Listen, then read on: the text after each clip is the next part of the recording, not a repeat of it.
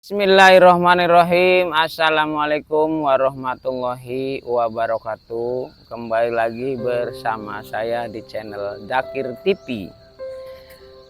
Oke, pada video kali ini saya kembali syutingnya di tengah-tengah pemakaman ya sahabat channel Dakir, yaitu akan membawakan kisah yang berjudul prihatinnya seorang anak yatim.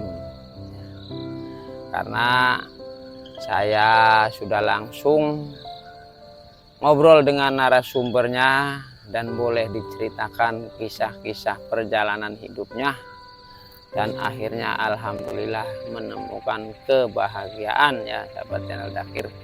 Jadi jangan lupa tekan tombol subscribe-nya dan juga tanda loncengnya agar bisa mendapatkan cerita atau kisah-kisah terbaru dari channel Dakir TV.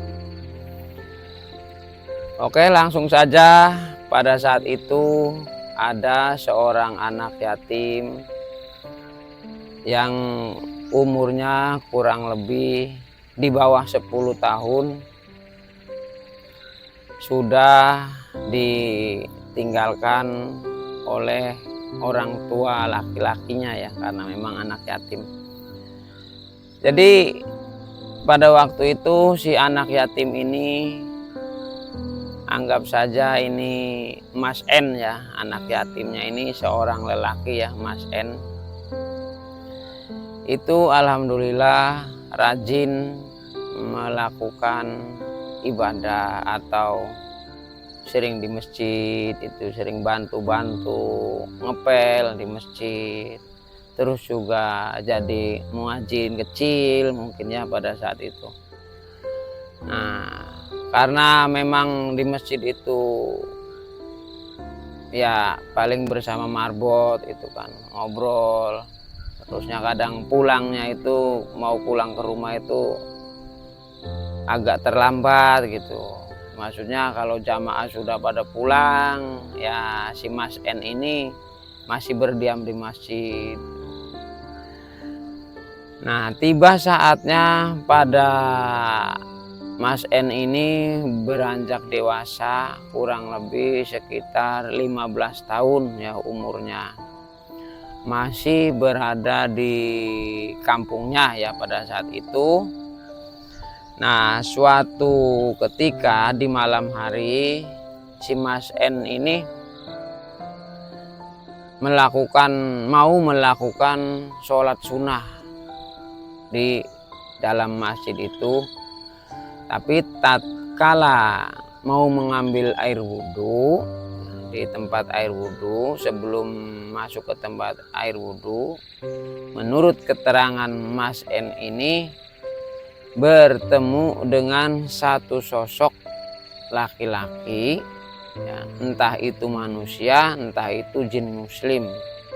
Tapi menurut Mas N ini sosok itu mengenakan sepatu yang berupa terlihatnya itu seperti emas ya, seperti itu ya, menurut keterangan Mas N ini ya. Terus sosok itu ya bapak-bapak lah ya, anggap saja bapak-bapak itu ya, pakaiannya rapi mungkin bersih, tapi masih memakai sepatu itu berupa emas terlihatnya itu. Si bapak-bapak ini ngomong ya, keterangan dari Mas N ini, aduh katanya, nak kasihan banget ya nasib kamu ini. Tapi ya syukur alhamdulillahnya masih mau berada di tempat ibadah katanya. Mau nggak kalau saya tunjukkan kamu itu berangkat katanya ke Wetan, seperti itu ya sahabat channel Dakir. Karena memang Mas N ini posisinya di sekitar Karawang ya, di sekitar Karawang ya. Narasumbernya ini di wilayah Karawang. Terus si Mas N ini diberitahukan oleh si bapak-bapak yang ditemuinya di masjid yang mau ke tempat wudhu itu, disuruhlah berangkat ke Cirebon. Ya seperti itu ya sahabat channel Zakir. Akhirnya Mas N ini dengan terdiam, dan setelah pagi hari itu pulang ke rumahnya, izin sama orang tua atau ibunya ya, karena masih ada ibunya, alhamdulillah masih hidup dan juga sehat sampai saat ini. Kisah ini diceritakan pun masih dalam keadaan sehat ya ibunya. Akhirnya izin untuk berangkat, ngomongnya itu mau berangkat kerja. Mau berangkat kerja, Ma izin itu kan. Berangkat kerjanya kemana? Nah, mau ke daerah Wetan seperti itu ya keterangan dari Mas N itu. Nah, sama ibunya Mas N ini memang diizinkan. Cuman pada saat itu si Mas N ini tidak memiliki ongkos ya sahabat channel Zakir. Tidak memiliki ongkos, cuman dibekali uang yaitu Rp15.000. Nah, akhirnya si Mas N ini karena ingat omongan semalam itu bapak-bapak disuruhnya berangkat ke Cirebon, maka berangkatlah keesokan harinya itu Mas N ke Cirebon dengan berjalan kaki ya sahabat. Nah, dengan berjalan kaki kemungkinan kan ya jaraknya ya lumayan cukup jauh. Tapi karena memang mengikuti petunjuk daripada si bapak-bapak yang ditemui di masjid, itu Mas N melakukannya dengan berjalan kaki. Nah, setelah masuk ke wilayah Cirebon, menurut keterangan Mas N ini, di sekitar lingkungan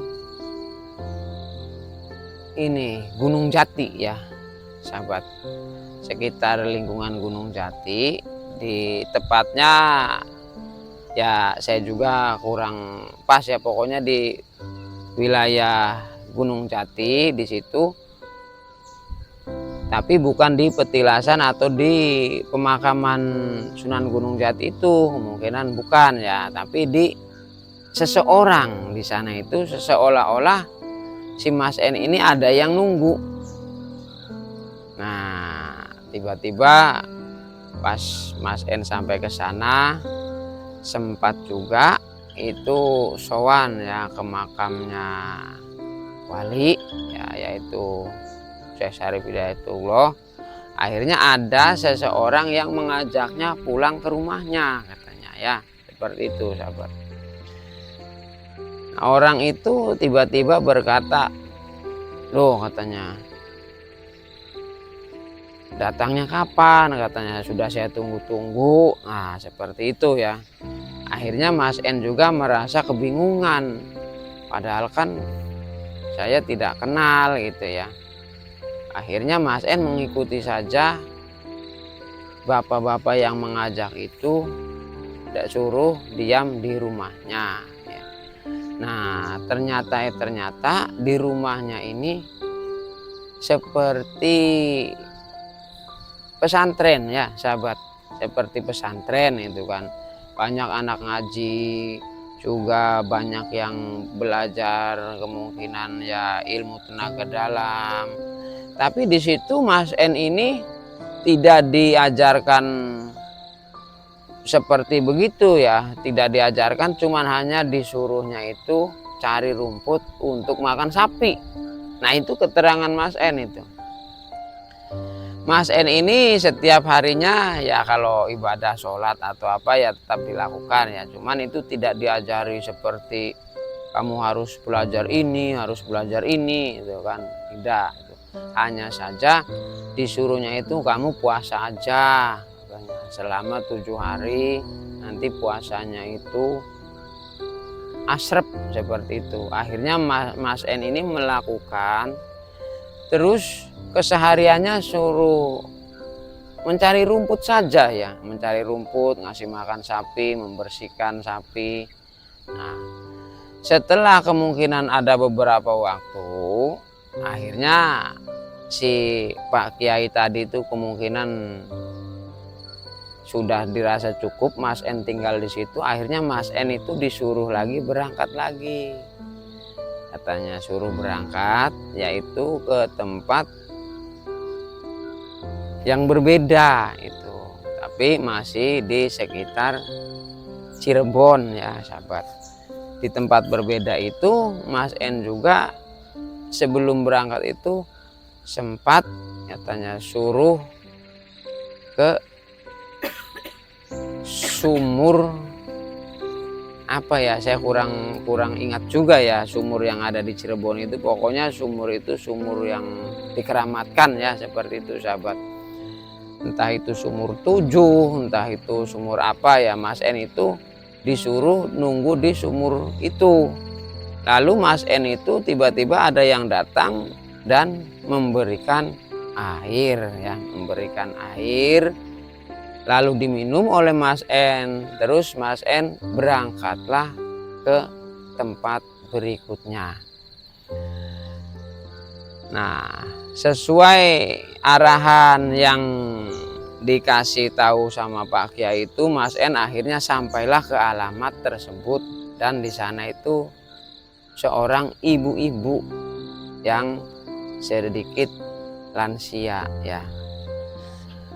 Akhirnya Mas En itu berdiam di ibu-ibu itu yang ditunjuk oleh Pak Kiai itu kurang lebih 3 bulan lamanya untuk membantu dalam arti aktivitas ibu-ibu tersebut. Aktivitas ya kesehariannya, entah mungkin ya urusan entah itu dagangnya ibu itu, jualan atau apa itu ya. Nah setelah 3 bulan si ibu-ibu itu juga menyuruhnya berangkat lagi atau menyuruhnya itu untuk kembali ke kampung, kembali ke kampungnya ya sahabat. Nah pada saat itu Mas En juga karena memang seolah-olah terombang-ambing gak jelas ya sahabat itu. Seolah-olah terombang-ambing kok. Dari awalnya itu dari masjid suruh ke Cirebon, sampai Cirebon di situ suruh ngarit rumput untuk makan sapi. Setelah itu disuruh lagi ke tempat ibu-ibu. Nah sudah ada 3 bulan ibu-ibu itu ya suruh pulang kampung. Itu bukan berarti itu ada bayaran uang, tidak ada ya sahabat. Hanya istilahnya ya makan kemungkinannya dari situ gitu. Nah setelah ibu-ibu itu menyuruh pulang kampung, Mas En kembali pulang kampung dan juga tidak membawa uang ya, jalan kaki dari wilayah Cirebon itu sampailah ke kampung, tapi bukan langsung ke rumahnya itu. Disuruhnya ibu-ibu itu pulanglah kamu ke daerah Kerawang atau kampung kamu sendiri, tapi juga di tempat keramat disuruhnya ya seperti itu. Nah akhirnya Mas En itu mengikuti dari arahan si ibu-ibu yang kedua ya. Yang kedua itu maksudnya yang ditempatinya selama 3 bulan. Singkat cerita sampailah di tempat yang dituju atau disarankan oleh ibu itu di tempat petilasan, dan Mas En itu hanya berdiam, hanya ibadah. Terusnya ya perutnya kosong, mau makan minta sama siapa ya. Di situ kurang lebih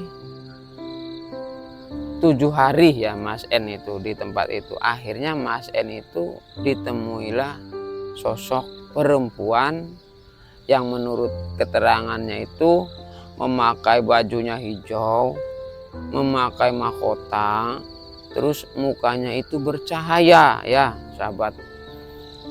Lalu Mas En itu diberikan 2 pilihan pada saat itu, yaitu katanya, saya itu bertemu sama sosok seolah-olah itu entah putri entah itu ratu, kata Mas En ya bercerita sama saya. Lalu saya itu diberikan 2 pilihan.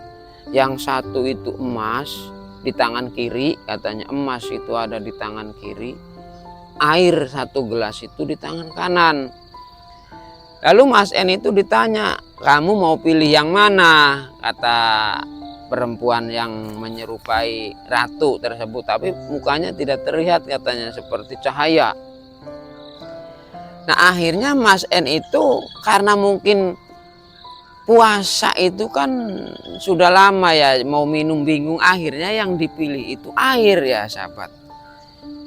Karena saking kehausan si Mas N ini akhirnya memilih air 1 gelas, diminumnya dengan membaca Bismillahirrohmanirrohim. Ya. Nah setelah itu dapatlah wejangan lagi atau pemberitahuan dari sosok yang memberikan air tadi untuk pulang ke rumahnya. Tuh si Mas N itu. Akhirnya Mas N itu berangkat pulang. Masa pulang ya pulang ke rumah itu, menemui orang tuanya. Sampai di rumah, Assalamualaikum. Waalaikumsalam. Nah pikirnya kan, pikir orang tua kan habis merantau banyak uang ya sahabat gitu.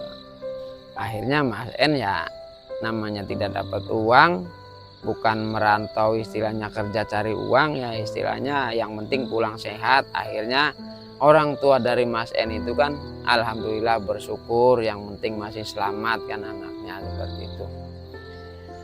Nah setelah itu ada satu kejadian aneh. Setelah Mas N ini berada di kampungnya, tiba-tiba ada orang yang mencari, istilahnya itu seolah-olah Mas N ini dicari sama seorang ini, kemungkinan bos besar ya sahabat.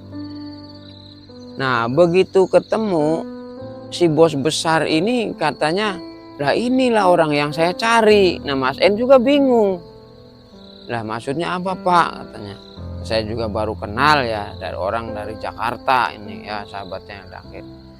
Akhirnya orang dari Jakarta itu, menurut kisah cerita dari Mas N ini, katanya begini, Mas, saya ini mau minta tolong, katanya, dari orang bos dari Jakarta itu ya sahabat. Mau minta tolong apa Pak, kata Mas N.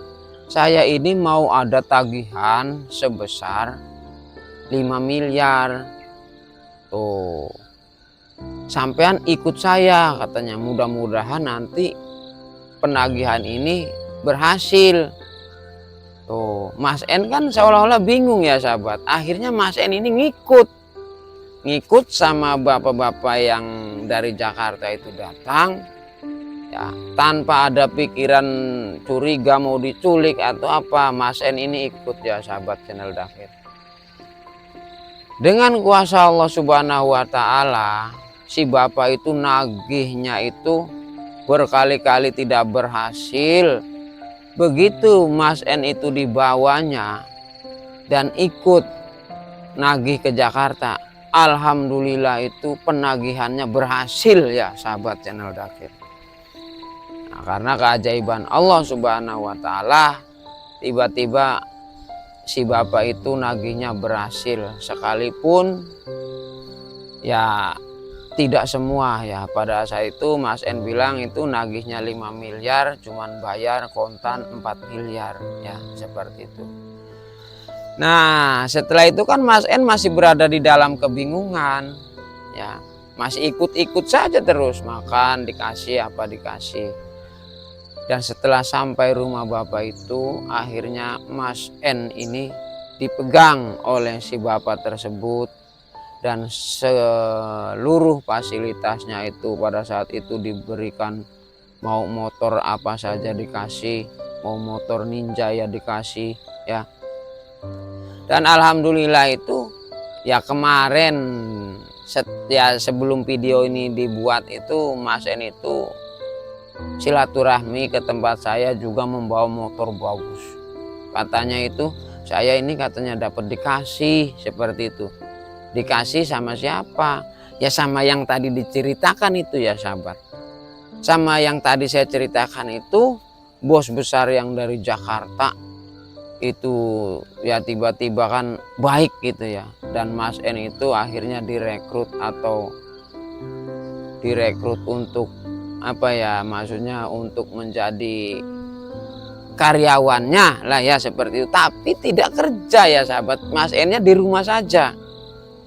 Jadi Mas N itu seolah-olah ya sudah, Mas N ini dianggap karyawan sama bapak tersebut. Ya setiap bulannya dapat gaji, ya alhamdulillah itu 10 juta setiap bulan.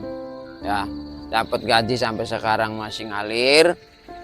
Dan fasilitas dari kendaraan segala apa juga alhamdulillah itu dicukupin. Dan setelah itu kan karena ini akhirnya Mas N ini kan meminang seorang perempuan ya, karena memang uangnya sudah mengalir terus. Dan alhamdulillah sekarang itu sudah memiliki keturunan 1, dan gajinya itu sampai sekarang masih dikasih ya sahabat channel Dzakir. Nah ya singkat cerita, akhirnya prihatinnya seorang anak yatim ini ya, yang mana Allah itu maha kuasa dan maha pemberi. Dari kisah perjalanan Mas N ini, dari yang berjalan kaki sampai kelaparan di jalan, begitu beranjak dewasa Allah memberikan hak-haknya, kemungkinan seperti itu ya sahabat channel Dzakir. Jadi kemungkinan ya untuk kisah dari Mas N itu akhirnya cukup sekian, dan bisa merasakan kebahagiaan dan juga berbaginya itu alhamdulillah tiap bulan pada anak yatim dan pada jompo-jompo. Karena duitnya itu datang sendiri dari bos besar tadi itu ya sahabat channel Dzakir. Ya kemungkinan kalau ada salah-salah kata juga mohon maaf. Himbauan pada video kali ini ya sahabat channel Dzakir. Jadi wala tai asu birohmatillah, tuh maksudnya janganlah kita berputus asa dari rahmat Allah, dari rahmatnya Allah itu ya. Ya kemungkinan cukup ya, sekian saya akhiri karena ini juga mau menjelang jam 12 ya, mau zuhur ya. Wabillahi taufik walhidayah. Wassalamualaikum warahmatullahi wabarakatuh.